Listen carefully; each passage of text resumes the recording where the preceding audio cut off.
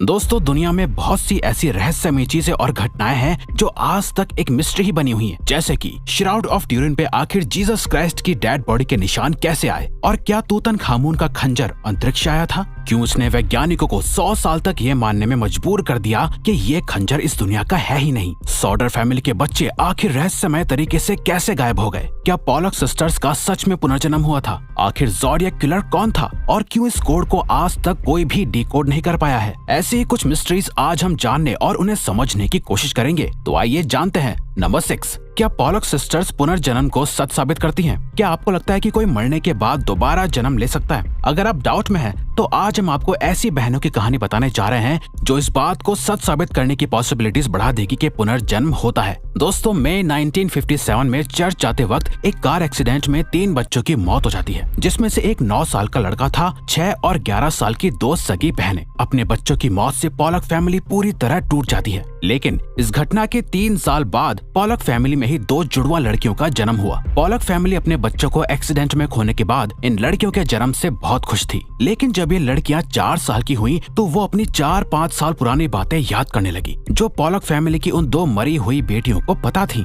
वो उस स्कूल की बातें कर रही थी जहाँ वो कभी गई ही नहीं, लेकिन जिसमें उनकी मरी हुई बेटियां जाया करती थी। इसके अलावा उन दोनों जुड़वा बहनों को कार और रोड से बहुत डर लगता था। जब पॉलक फैमिली ने इन लड़कियों को अपनी मरी हुई बेटियों के खिलौने दिए, तो वो जुड़वा बहनें इन खिलौनों से ठीक वैसे ही खेल रही थी जैसे उनकी मरी हुई बेटियां खेला करती थी। और ये शक यकीन में तब बदला जब उनकी एक बेटी ने अपनी दूसरी बहन के गोद में सिर रखा हुआ था और दूसरी बहन बोल रही थी कि देखो, तुम्हारी आंख से खून आ रहा है और यही तुम्हारा कार से एक्सीडेंट हुआ है। इसके बाद पॉलक फैमिली को भरोसा हो गया था कि ये उनकी मरी हुई बेटियां ही हैं जिनका पुनर्जन्म हुआ है। पुनर्जन्म की यह घटना वाकई किसी मिस्ट्री से कम नहीं है, क्योंकि इन लड़कियों का जन्म उसी घर और उन्हीं माता पिता से हुआ था।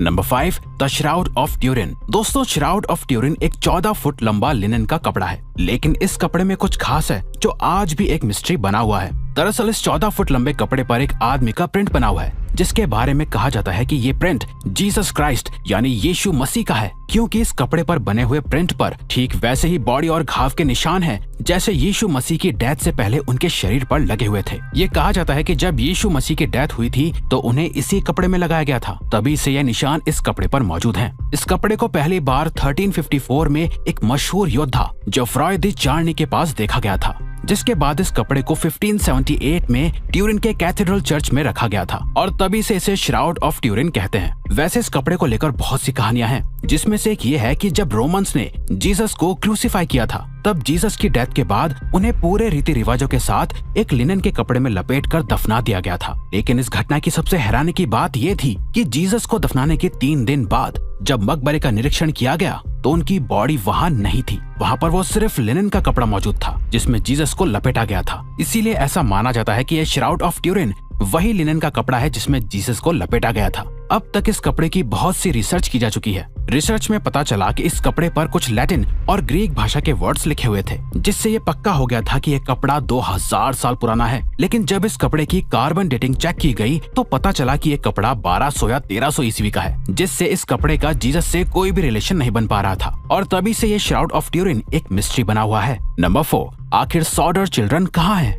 सॉडर फैमिली की मिस्ट्री 1945 में क्रिसमस से पहले की रात को शुरू हुई थी। सॉडर फैमिली यूनाइटेड स्टेट्स के वेस्ट वर्जीनिया में एक छोटे से टाउन फेटविल में रहती थी। इस फैमिली में जॉर्ज सॉडर और जेनी सॉडर अपने 10 बच्चों के साथ रहते थे। जब सॉडर फैमिली को घर में आग लगने का एहसास हुआ तो वो सब अपनी जान बचाने के लिए बाहर भागे। जॉर्ज ने बाहर देखा कि उनके 5 बच्चे अभी भी बाहर नहीं आए हैं। वहीं घर को पूरी तरह से आग की लपटों ने घेर लिया था। जॉर्ज ने बच्चों को बचाने के लिए सीढ़ी ढूंढी, लेकिन उस वक्त सीढ़ी गायब थी और उन्हें वो नहीं मिली। जॉर्ज ने सोचा कि अपने ट्रक्स के ऊपर चढ़कर अपने बच्चों को खिड़की से बचा लूं, लेकिन उस वक्त उनका एक भी ट्रक स्टार्ट नहीं हुआ। और तो और जब जॉर्ज ने आग को बुझाने के लिए पानी ढूंढा तो सारा पानी उन्हें बर्फ में जमा हुआ मिला। जब जॉर्ज के पड़ोसियों ने फायर ब्रिगेड को कॉल करके बुलाने की कोशिश की तो किसी का भी फोन काम नहीं कर रहा था। आखिरकार घर ऐसे ही सुबह तक जलता रहा। 25 दिसंबर की सुबह जब पुलिस सॉडर फैमिली के घर पहुंची तो वहां जॉर्ज के 5 बच्चे या उनकी बॉडीज और लाश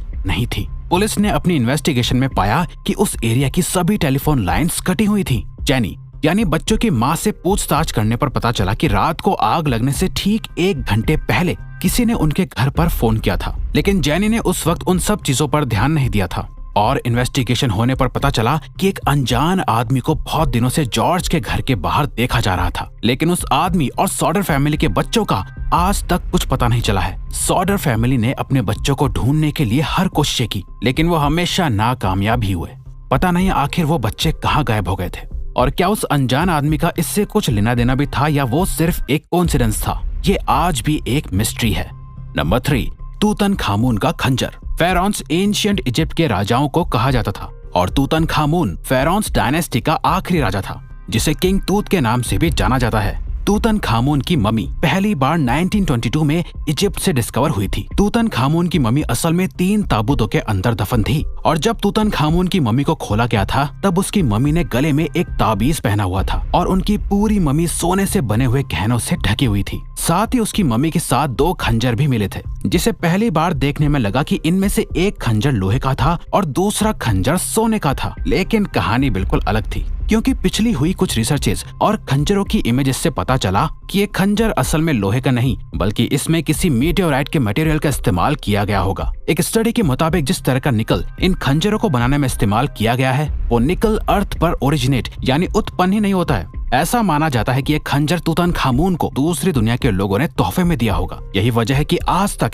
ये पता लगाना नामुमकिन ही है कि आखिर तूतनखामुन का खंजर किसने बनाया होगा और इस खंजर को बनाने के लिए मटेरियल उन्हें कहां से मिला होगा। ऐसा भी हो सकता है कि उस वक्त कोई मीटियोर अर्थ पर गिरा हो जिससे इस खंजर को बनाया गया होगा, या उस वक्त भी लोग स्पेस में जाते हो। कुछ भी साफ नहीं कहा जा सकता, इसीलिए ये खंजर आज भी एक मिस्ट्री बना हुआ है।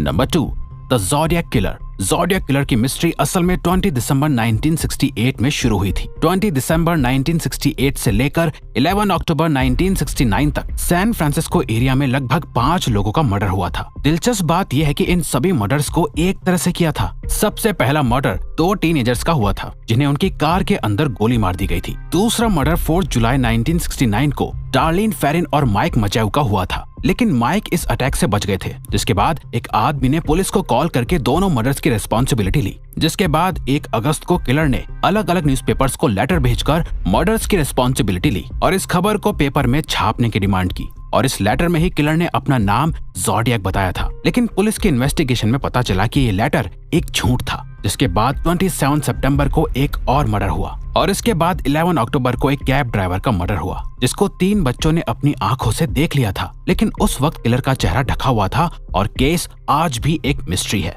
Number 1, shepherd's monument.